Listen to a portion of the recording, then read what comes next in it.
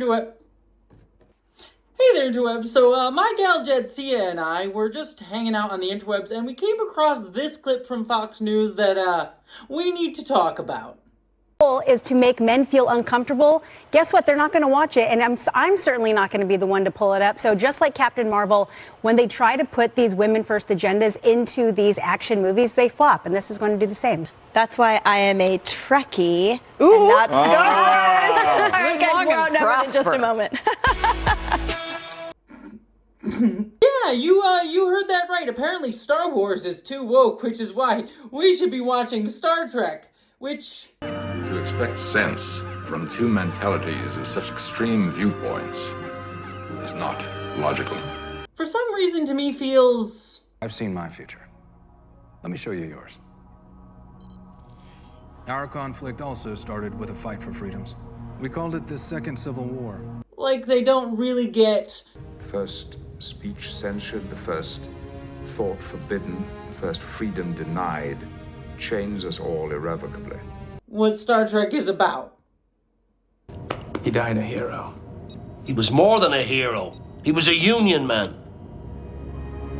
Okay, yes, of course, it is absolutely hilarious that this woman is saying that she's a Trekkie, which, by the way, she's holding the Vulcan salute backwards. That weirds me out. That's beyond the point. But saying that she's a Trekkie, because that's the real anti-woke science fiction franchise, it's just so dumb, and the internet has dragged this woman all to hell already. I mean, like, Star Trek is the franchise that literally quoted Karl Marx. Workers of the world, unite! You have nothing to lose but your chains. And has featured tons of diverse representation for its nearly 60 years of existence. Like, Star Trek has always been, like, the progressive sci-fi franchises, as, like, most science fiction franchises kind of are. Like, even Star Wars, even though I just did a whole video on, like, how it does sort of feed into some neoliberalist assumptions in a video essay that I did on my main channel, is still ultimately a series that's saying fascism is bad, actually, at least on its sort of more obvious surface level, and saying also that, like, America contributes to fascism. So these people just continually just misinterpret these franchises. But the kind of deeper thing here that I want to question is why this woman said this, why she's sort of like, yeah, Star Trek is the thing over Star Wars. And the reason is that conservatives love to hate on Star Wars a lot right now because it has a woman in the head of the franchise. It's being more overt in terms of, like, talking about women leading the franchise, which is what sort of garnered this sort of backlash from Fox News in the first place with the upcoming director of a Star Wars movie, a woman saying, you know, women should lead the franchise more.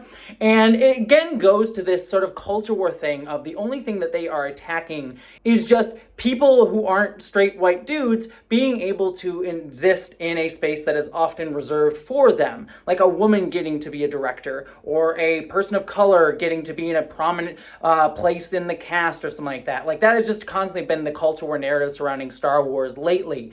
And it just goes to show how shallow these conversations are. Not just from conservatives, but from the people making this media. Now, I want to be very clear. I have not seen the upcoming Star Wars movie, so I don't know how in-depth it's actually going to be. Maybe it'll be fantastic and be really thoughtful and have some really cool ideas that I'll be very excited about. That is very possible. We may have another Star Wars Andor situation on our hands.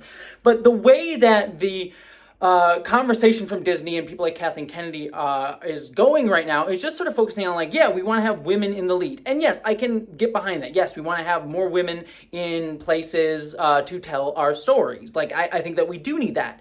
But sort of focusing on that as the conversation instead of, like, what the story is you want to tell sort of allows Fox News to sort of grab these narratives and create that culture war conversations. Like, oh, look, they're just trying to force women into spaces, or, like, they're just having forced diversity or whatever. The point of having more women being able to tell stories, or more people from diverse backgrounds to be able to tell stories, is to be more inclusive, not just the tokenistic diversity. But that's all we end up having these conversations around. And it's ultimately why this woman can go, oh, we want Star Trek over Star Wars right now, is because the sort of main Star Trek show that I think is in the cultural consciousness at the moment is Strange New Worlds and also Star Trek Picard, which are both shows led by Anson Mount and Patrick Stewart.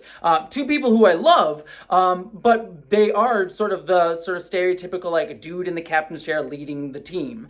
And also themselves are series rooted in nostalgia, with Picard, especially its last season, very much trying to evoke the 1980s nostalgia of The Next Generation, and Strange New Worlds evoking the nostalgia of the 1960s, sort of not, at least on the surface level, moving these franchises forward. And I do think that that is very much the case with both of those shows, with Picard even more so heavily leaning into nostalgia and just going like, hey, here's the things that you like doing the same thing that they always do, and we're not going to like talk about something new with the franchise like, say, I would say the first season of Strange New Worlds did, or Prodigy or Discovery are doing, in ways that you could critique in terms of how well they do it. But, you know, these conservatives are sort of looking at something like Picard or Strange New Worlds and saying, oh, look, it's this return to this thing that we liked from the past, as opposed to pushing them out of their comfort zone. Again, this isn't to say I don't find things that I like about Picard or Strange New Worlds. I've offered up my criticism there, but again, it's just constantly showing this surface level engagement with these works. I mean, not too long ago, all these people on Fox News were like writing articles and getting angry the fact that there was a black woman lead on Star Trek Discovery. And it just shows that their memory is only as long as the last thing that they saw, and they're only willing to engage with stuff and the more surface level in order to fit it into their culture or narratives.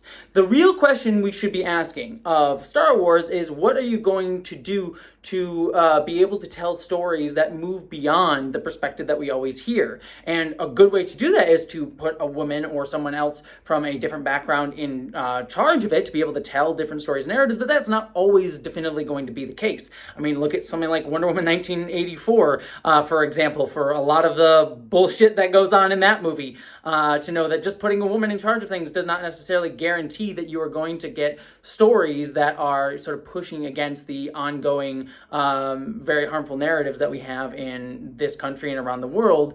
That all being said, I have thought way too deeply about this really dumb clip from Fox News, so yeah, I think it's totally fine to make fun of this woman for clearly not getting what Star Trek is about. But I also, while we are getting our jollies off and making fun of this woman, to just remember that the reason that she's able to say some of that without anyone in her audience like critically engaging with that is because of these more surface level ways that conservatives, as well as our society in general, ask us to engage with when it comes to analyzing media. And we should be much more critical and literate when it comes to analyzing these things.